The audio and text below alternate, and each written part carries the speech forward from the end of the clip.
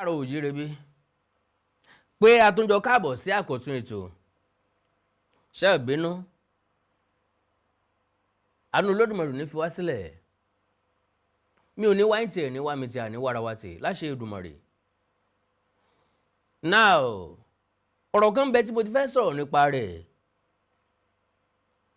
láti ìgbà tó ti jáde ìyún látọjọ́ 16 oṣù kínní ọdún 2026 ọ̀rọ̀ wo náà ló jáde ọ̀rọ̀ àmọ̀ràn sí Aláàfin Owoade sí ọba Akeem Abímbọ́lá Owoade Aláàfin tìlú Ọ̀yọ́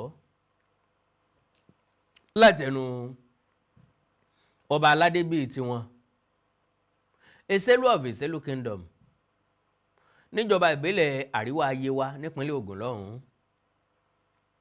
wọ́n pè ní open letter ó jáde nínú àwọn ìwé ìròyìn mo wá wò ó pé ọ̀rọ̀ yẹn gba kí ó wà lákọọ́lẹ̀ torí ọjọ́ iwájú wọ́n ní bí ẹ̀kẹ́ tálákà ò bá tó láàárọ̀ àmọ́ tó lálẹ́ bí ẹnu àgbọ́mọdé bá sọ pé ẹnu àgbà ń rùn á sọ fún kọ́lọ́njú náà dàgbà ọmọdé tó lójú àgbà jìn àdúrà kọ́mọkùnrin kékeré làgbà fún bó náà bá ti ń dàgbà kótópó tó mójú àgbà jìn òun náà ò rí torí ẹ̀ láìṣe gbàdúrà kíkú ọ̀pọ̀ ọmọdé tó bá lẹ́nu àgbà ń rùn. Now ẹ jẹ́ ká open letter ọ̀hún an open letter to His Imperial Majesty the Aláàfin of Ọ̀yọ́ Ọba Abímbọ́lá Akeem Owoade I by Èsèlú of Èsèlú Kingdom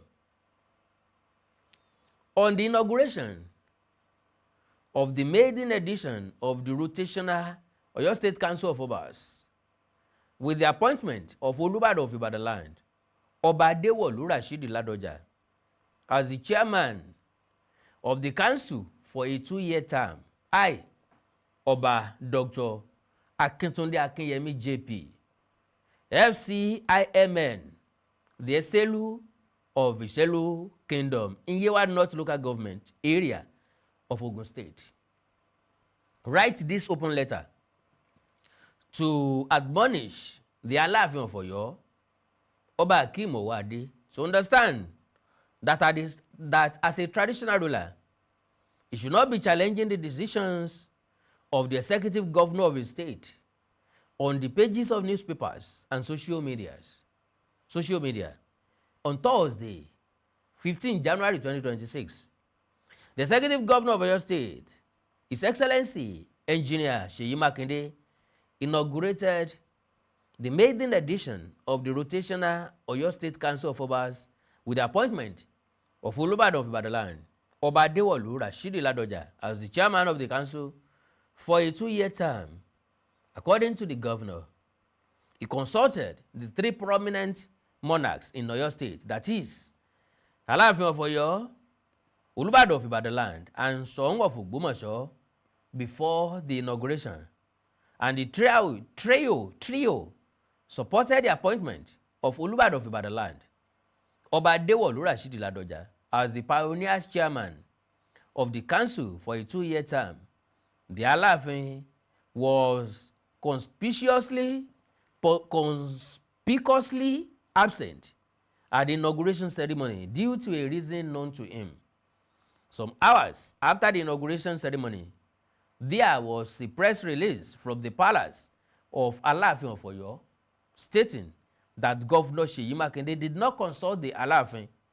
This statement simply means that Aláàfin Ọ̀yọ́ is saying that Governor Seyi Makinde is lying. As a traditional ruler with over 2 decades of experience, I, Èsèlú of Èsèlú, view the reactions of Aláàfin as an affront to the office of the governor of Oyo State. My candid advice to His Imperial Majesty, Ọba Abímbọ́lá Akeem Owoade I, is that he should withdraw the press release and stop further comments on the matter on the pages of newspapers, so as not to incur the wrath of the government of Oyo State. Rotation of chairmanship of a state traditional council happens in many states in our country, Nigeria. So the action of Governor Seyi Makinde should not be seen as a strange decision. The truth is that the days of Oyo Empire, when the Aláàfin of Oyo could lay claim to the permanent chairman of the State Council of Obas, are gone. It is a fact that the Ooni of Ife and the Aláàfin of Oyo are the overall heirs of Yoruba race, and all of us must do everything to prevent the discretion of their reverse tools. However, we must remember that we are no longer in the era when monarchs were the heirs of government. Specifically, the Aláàfin should note that actions such as this can always come with consequences, because the governor and his executive council have the power to impose and depose any monarch who is guilty of disobedience and insubordination, and nothing will change such decisions of the government. It is also important to note that the governor is not at the mercy of the state. It is the state who is at the mercy of the governor. So whatever the governor does in line with the constitution of the country and the state's law stand. Finally, I want to admonish the Aláàfin of Oyo, His Imperial Majesty, Ọba Abímbọ́lá Akeem Owoade I, to shed his word and should not allow any sentiment that can threaten the reverse stool of Oyo land. The Aláàfin of Oyo should note that anyone advising him to confront governor and rock the boat with him, the governor does not like him. Kábíyèsí, as someone who came back from Canada to be enthroned as Aláàfin, I personally want you to succeed and enjoy your reign on the throne. So, Your Majesty, Your Imperial Majesty, should do away with bad advisors. Yours sincerely, Ọba Dr. Akintunde Akinyemi JP, FCIMN, the Iselu of Iselu Kingdom. Ẹ jẹ́ kí n yá ìṣẹ́jú kan tí n bá padà dé kí n kàn wá sọ̀rọ̀ kékeré lórí ẹ̀. God bless you. Ìrọ̀rùn ló bá dé, ẹ má wulẹ̀ sáré ká, ìrètí rẹ̀ mú tó mú wá, ẹ wá jàǹfààní. S&P Global ló gbòòrè dé o. Mo kí gbogbo ọmọ Nàìjíríà jákèjádò àgbáyé a kú pọ̀pọ̀ sísìn ọdún. S&P Global ló ní ẹ wá jìfà ọdún. Ilé tí wọ́n gbé kalẹ̀ ńlá àwọn èèyàn ń jàǹfààní ẹ̀ lọ́wọ́lọ́wọ́. 3-bedroom bungalow ní pẹ̀lú BQ ní Mòwe Town ńlọ́wà, no hidden charges. Kì í ṣe pé bọ́yá ẹ̀ sanwó tán rìn sí wọ́n máa sọ wípé okòwò gbá o, okòwò àwo, àtòwò òkòkò bàbá sásùn. 55 million naira péré ni unit kan. 55 million naira. Ẹ lè rà fún ilé gbígbé, ẹ lè rà káwọn ẹbí yín ọmọ gbénú ẹ̀, ẹ lè rà gẹ́gẹ́ bí investment. Kẹ́ẹ̀fì di owó mọ́lẹ̀. Okòwò tó pé tó real estate kò wọ́pọ̀ o. S&P Properties ńlọ ní Bluestone Estate, hot cake ní lọ́wọ́ yìí. Ẹni tó bá yára nìyọ́ jàǹfààní ẹ̀. Àyíká ìfọ̀kànbalẹ̀ ní àǹfààní pọ̀ rẹpẹtẹ. Good road network, drainage, 24/7 security network, 24/7 electricity. Ẹ̀yin olólùfẹ́ wa lókè òkun àti káàkiri àgbáyé, ẹbí ti gbowó, ará ti gbowó, ọ̀rẹ́ àtìyàwó ti gbà. Fọ́tò ilé onílé wọn fi ń sọwọ́ sí ọ. Ilé òsí, owó wọgbó atú. Àgbọ́kànlé dòfo, ẹni ẹlẹ́ni ò ní kéré iṣẹ́ wa. 55 million naira kọ́rọ́rùn láti wà nínú òtútù, ká ṣiṣẹ́ àṣekára fọ́pọ̀lọpọ̀ ọdún. Kéèyàn ó tún wá bọ́ sọ́wọ́ alágbèédá. Wọ́n jẹ́ kẹ́nìkan kó lu ọ́n jìbìtì mọ́. Wá bá S&P Global Limited, wá bá wọn dòwò pọ̀, wá rà nínú ilé yìí. 55 million naira ò ní kábàámọ̀ rẹ̀. Wá jẹ nínú àǹfààní ọ̀hún kó tó di pọ́ tán. Ẹ lè dẹ́pọ́sìtì 10 million naira, 20 million naira tàbí jù bẹ́ẹ̀ lọ. Ẹ sì san èyí tó kù láàrin oṣù mẹ́ta. Ńlọ́ba tán lẹ bá donílé lórí. Lójú ẹsẹ̀ lẹ bá di láńlọ́ọ̀dù. Nọ́mbà àwọn yìí ni ẹ máa pèsè fún àlàyé kíkún lórí ẹ̀.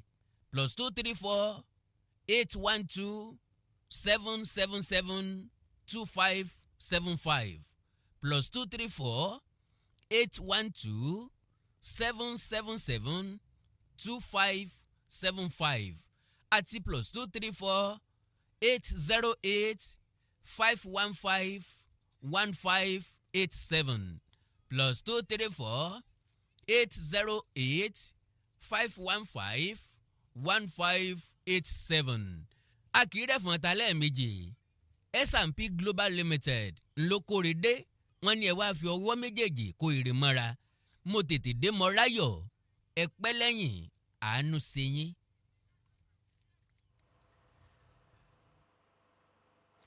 Ẹ káàbọ̀ padà. Ọ̀rọ̀ rẹ̀ o ẹ̀yin ọ̀jọ̀gbọ́n. Ọba aládé ńlọ gba ọba aládé nímọ̀ràn yìí. So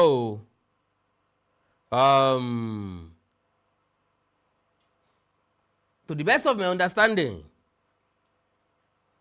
bá a gúnyánú ewé tá a ṣe bẹ̀ẹ̀nú èpo ẹ̀pà, ẹni máa yó á yó, ẹni ebi ń pa ò ní jẹun. Ìyẹn túmọ̀ sí wípé ọlọ́gbọ́n ní fọ̀rọ̀ ẹlòmíì kọ́gbọ́n, ọlọ́gbọ́n ní fi ọ̀rọ̀ ẹlòmíì kọ́gbọ́n. So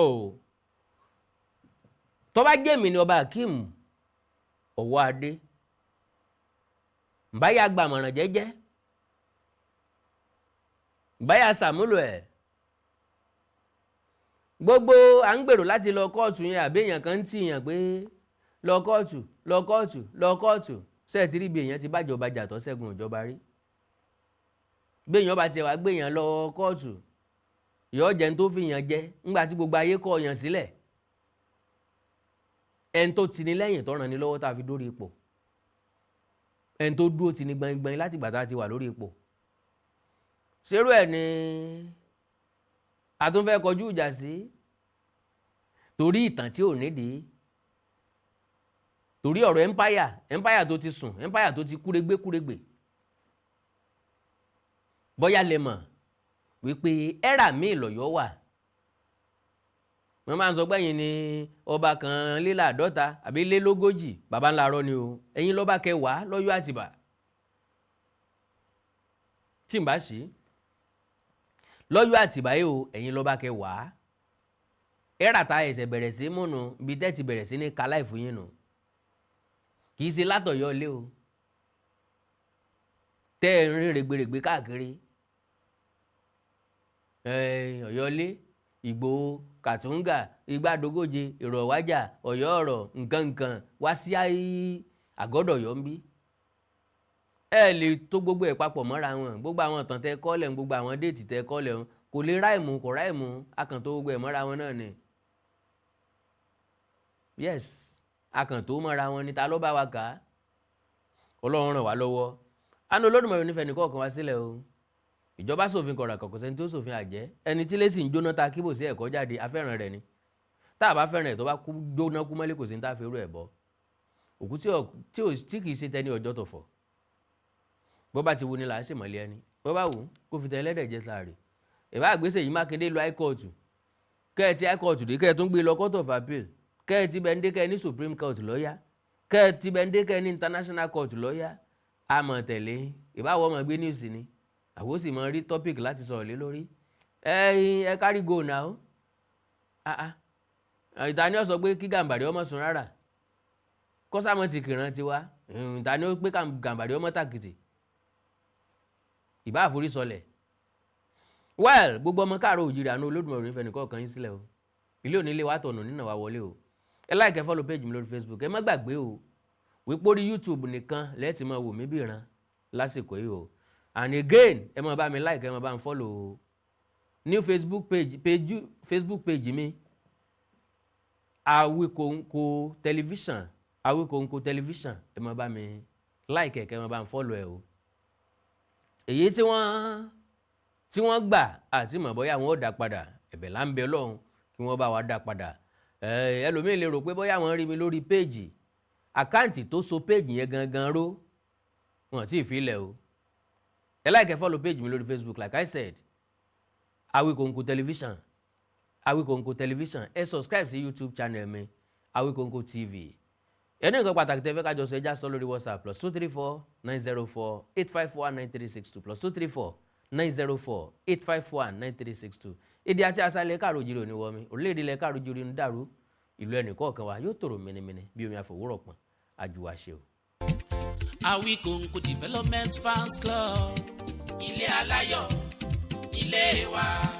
Awikonko Development Fans Club ilé aláyọ̀ ilé wa. Ẹgbẹ́ tó dúró fún ìdàgbàsókè àti tẹ̀síwájú èdè àṣà àtún àjogúnbá ilẹ̀ Yorùbá. Ẹgbẹ́ tó fẹ́ ìrẹ́pọ̀ gbogbo ọmọ Yorùbá tó tún gbé àṣà àti ṣe Yorùbá lárugẹ. Awikonko Development Fans Club ilé aláyọ̀ ilé wa.